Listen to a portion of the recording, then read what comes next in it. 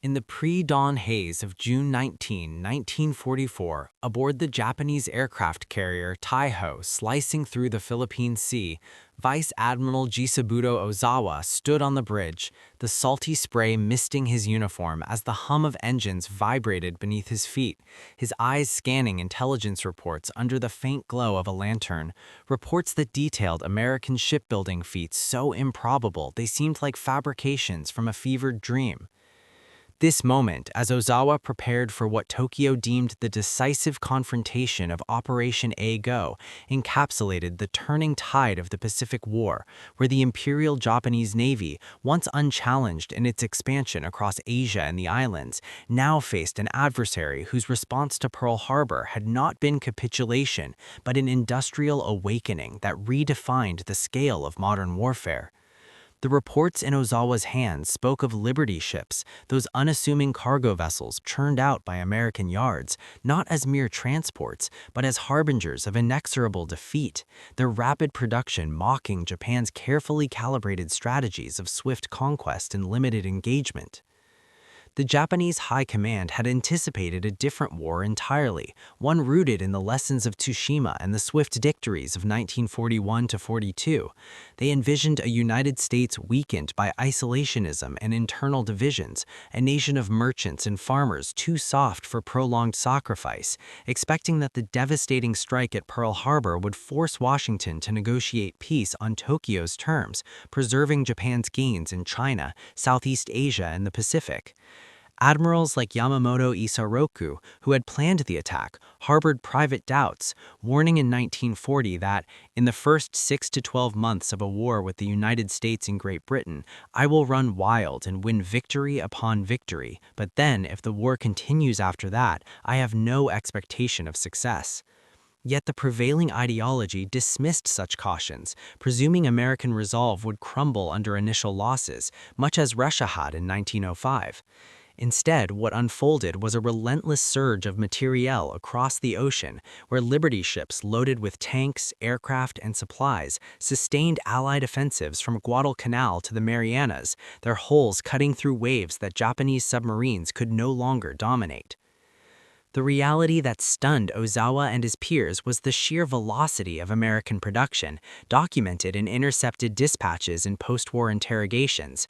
Initiated under the U.S. Maritime Commission's emergency program in 1941, the Liberty ship design drew from a simple British Ocean-class blueprint, prioritizing speed over sophistication.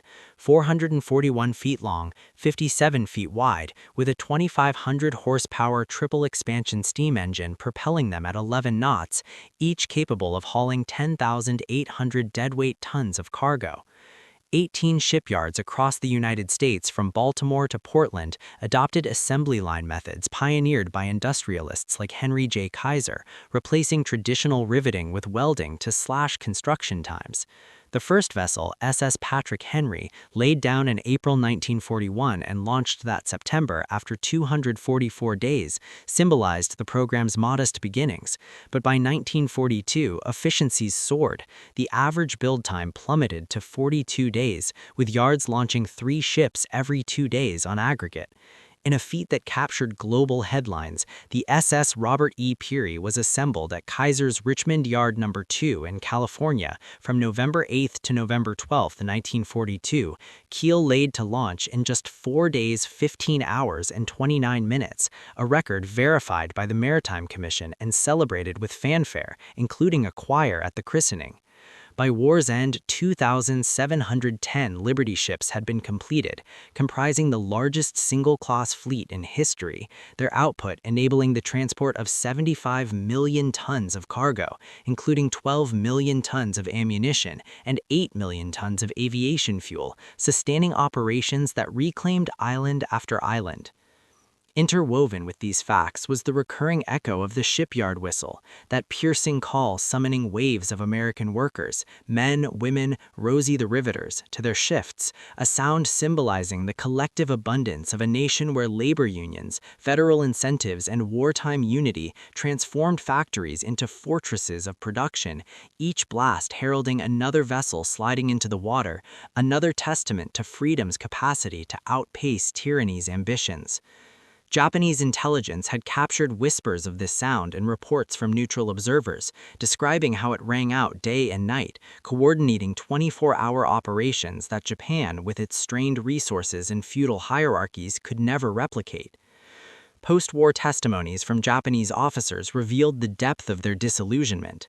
Admiral Soamu Toyota, chief of the Naval General Staff, admitted in 1945 interrogations that the enemy's industrial potential was far greater than we had anticipated, while Ozawa himself reflected that the figures on American output, 3 Liberty ships every 2 days, Essex-class carriers completed in 14 months, were initially dismissed by his staff as obvious enemy propaganda.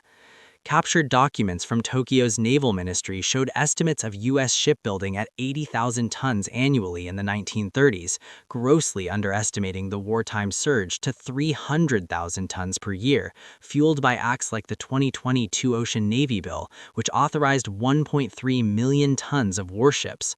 One Liberty ship alone could deliver 10,000 tons of supplies per voyage, dwarfing Japan's perilous Tokyo Express runs, where destroyers ferried mere hundreds of tons at great risk. This mismatch forced a transformation in Japanese perception, from the offensive hubris of 1941, when they controlled a vast empire, to the defensive desperation of 1944, as Lique Gulf loomed and admirals realized that for every vessel they sank, American yards produced multiples, eroding not just fleets, but the ideology of imperial invincibility. Yamamoto's prophecy proved prescient. After Midway's losses in June 1942, where 4 carriers vanished in hours, Japan's navy shifted to attrition warfare, but the Liberty ships ensured Allied logistics remained unbroken, altering the war's calculus from qualitative superiority to quantitative overwhelm. Emotionally, this revelation pierced the veil of samurai stoicism that cloaked Japan's strategy, replacing anticipated triumph with a gnawing awareness of futility. Officers who had anticipated American factories to idle under public dissent instead confronted a mobilized democracy, where the shipyard whistle's call embodied the collective will, each note a reminder that abundance flowed from liberty, not coercion.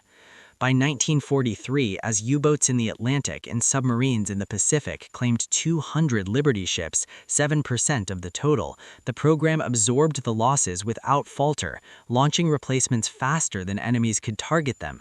This resilience shattered illusions, as one post-war account from a Japanese submarine commander noted, "We sank them, but they multiplied like shadows," a sentiment echoing through debriefings where admirals conceded that U.S. industrial democracy had rendered their Bushido ethos obsolete. In the quiet aftermath, as Ozawa's fleet met its end in the Great Marianas Turkey Shoot, with American planes darkening the skies, the Liberty ships continued their voyages, their holds brimming with the fruits of a free society. This episode, where steel and steam defied empires, whispers a larger truth, that freedom's abundance, forged in the clamor of democratic endeavor, outlasts rigid hierarchies of conquest, each shipyard whistle an eternal ode to the enduring power of a people's unified resolve, ensuring that tyranny's grasp, no matter how fierce, yields to the steady rhythm of liberty's forge.